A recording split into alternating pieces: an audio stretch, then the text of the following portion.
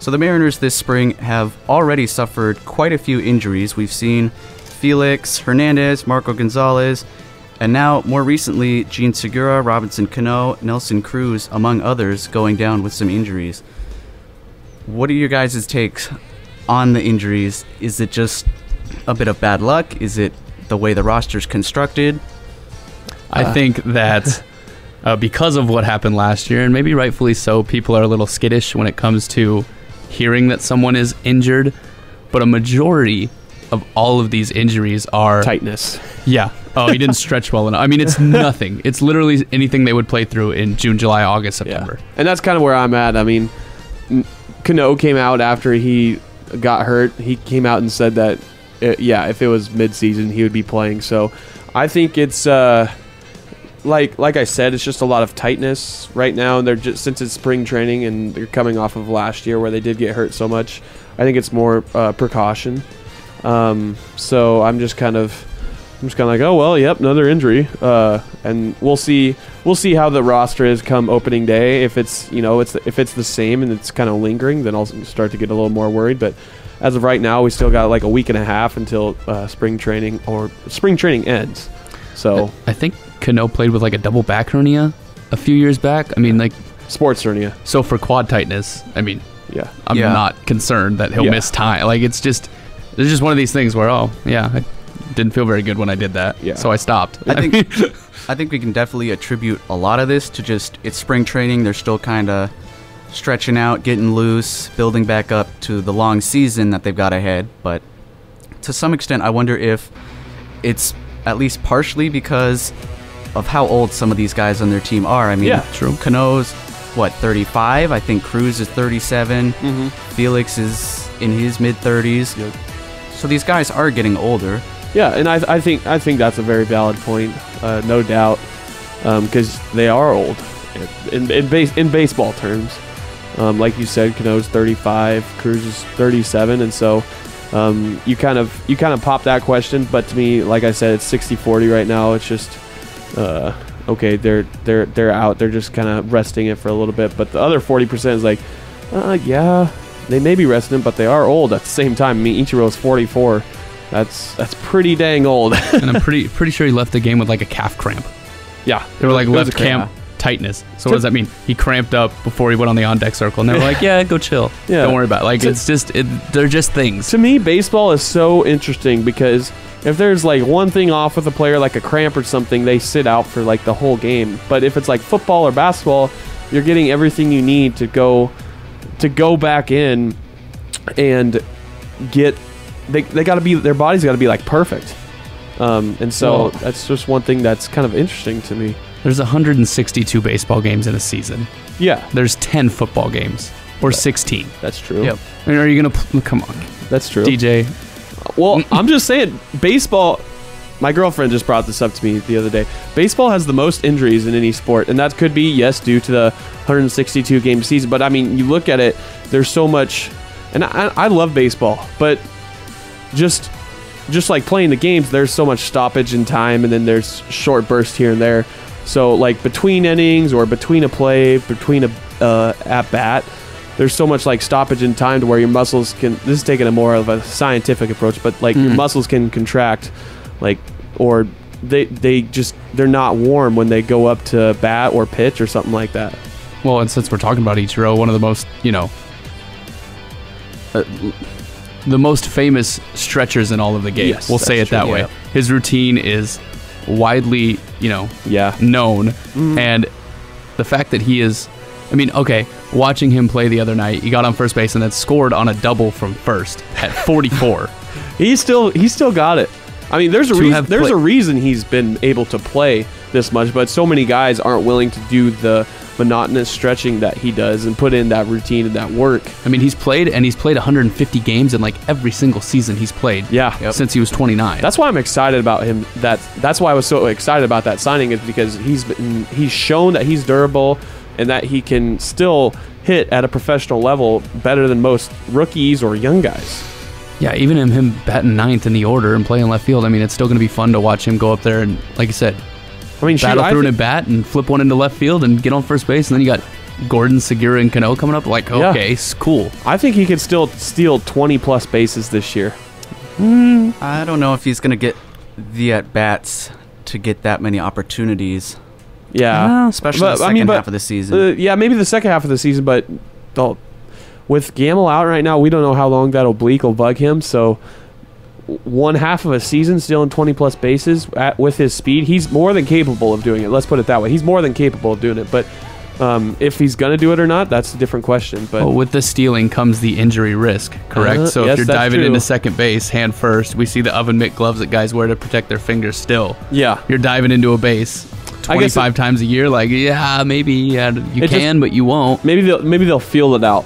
Like Sure. they'll try not running him as much early on, but if it starts to get where they gotta win more games, then they'll maybe start to run him a little more. I don't know. We'll see. But like I said, he's more than capable of stealing 20-plus bases. And I guess I'm not too concerned yet about the spring injuries. As we mentioned, most of them are just he pulled the muscle or he's got a little cramp Yeah. and they're fine the next day. But even in the case of like Felix and Gonzalez, those are just fluky injuries where they take a Yeah. line drive off their arm or off their wrist. You can't really plan that. You can't predict when that's going to happen. That can happen to anybody at any time. It is kind of crazy that it happened like back-to-back It is, weeks yeah, to two different Mariner absolutely. pitchers. It's like, oh, that's kind of weird. And luckily, both of them are fine. Felix is starting to throw again. I don't know about Marco Gonzalez. I haven't really heard much about him. But Did you guys see both of them? I saw. Yes, I have seen both Like, of them. Felix got drilled in the throwing arm. Yes. Near the elbow, bent over at the waist. I mean, that one looked really bad. Marco But Gonzalez. the Gonzalez one also looked awful. Like, he threw his Well, hand out it there, it just- hit him in the wrist, and then he's bent over at the waist, grabbing at his hand. It's like, Yep. which one looked worse, I guess? Oh, definitely Felix. Really? Yeah, Gonzalez just got his gloves taken off. But you got more like muscle on your arm. Yeah, I'd rather get hit in the You can arm. take that. Whereas the wrist, that's mostly just bone right there. Hard baseballs and little bones in your hands and fingers and things like that doesn't mix. They're gonna break. That's a good point. Like, I thought he broke his wrist right away. Like, I texted my buddy and I was like, oh, Gonzalez just broke his wrist. And he freaked out. He was like, what are you talking about? Like, dude, he just got hit in the hand. I popped into a house to do a delivery real quick, and then came out, and then Go Gonzalez. all the way in? Well, no, I meant up to the You could door. see the TV. It was actually an old people apartment, so I actually like walked in, took them to their Old people. But anyways, I delivered the pizza real quick, came out, and by that time Gonzalez was already like removed. So I'm like wondering, oh crap, what happened to him? Then finally it took him like 30 minutes to explain that Gonzalez was finally gone with like, I don't know, a line drive off of his glove hand. So I was a little worried at first. Yeah. But like we said, they're not that big a deal. He'll be back at it, and he'll be fine. by the Gamble's the only one that's really out Yeah. Yeah. for a considerable amount of time. And they said 4 to 6 weeks, but like you said, DJ, earlier, that oblique could turn into 8 weeks. And we saw that with Haniger. 10 weeks. Haniger last year. So- by the way, they're up 1-0 right now against the Texas Rangers. Very important. Guillermo Heredia just hit a sacrifice fly in the first, and D. Gordon scored. Also, the Vikings just signed Sheldon Richardson to a 1-year deal. Look at DJ breaking news over there. Fantastic. You mad about it? A little bit. Why? We traded like a first and third round pick to get him, and then we let him go a year later for nothing. Well, you Yeah. thought you could still make one more run at the Super Bowl, and you couldn't. So Yep. I suppose. there you go. Anyway, getting back to the Mariners briefly here before we wrap up this segment, is there anything or anyone in particular that has you excited about this Mariners team, even though they might not be in contention for a playoff spot this year? I think they're in contention. I think they're in I contention think for they're one in wild card contention. spot, like Yeah. the second one. Yeah, I would say too. But to answer your question, Seth, I would say it's still got to be Marco Gonzalez. I think he's shown a lot. Before that rough outing he had against the White Sox, he threw, I want to say 6 scoreless innings in 3 appearances. So I really like his upside. He came off of Tommy John last season, had a strong September, and this is his second year off of Tommy John. And he has shown some glimpses in the spring. I don't expect him to be great every start that he makes. So, if you can get 4 quality starts out of 5, well, no, like every 5 appearances, get 4 quality starts. I would say that's a successful 4th starter in the rotation. I'll agree with you, DJ, in the sense of Marco Gonzalez. Just for conversation's sake, we talked about last year about how he was so bad the third time, even the second time Yeah. a lineup saw Yeah. him. Well, we already talked about Tommy John. I guess he wasn't throwing. His velocity cutter. peaked. Yeah, he wasn't throwing his cutter, and his velocity peaked in September. So if you're going fastball changeup against big league hitters, Yeah. Yeah. okay, good He'll- luck. he'll So be he able to added a work- pitch. He'll be with- able to work more sides of the plate now. He added a pitch, different movement, different look. So will he be a different guy to a certain extent? Yeah. He won't be this world beater, but he'll be a more formidable starting pitcher in the major league. So Yeah. it'll be interesting. I mean, we don't need much out of that fourth spot anyways, so. You need 5 innings out of all of them. Yeah. Just stay healthy and give you 5 innings every time, and we'll figure the rest out. Exactly. There we go. I guess I'm just excited to see a lot of high-scoring games.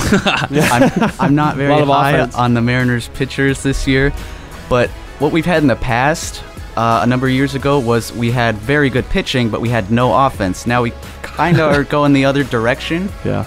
but I think it's a little more exciting this way to see guys smashing it out of the park. And also, I think it'll be fun to see how many stolen bases some of these guys can get. Like D. Gordon's led the league at least once in 60 stolen plus.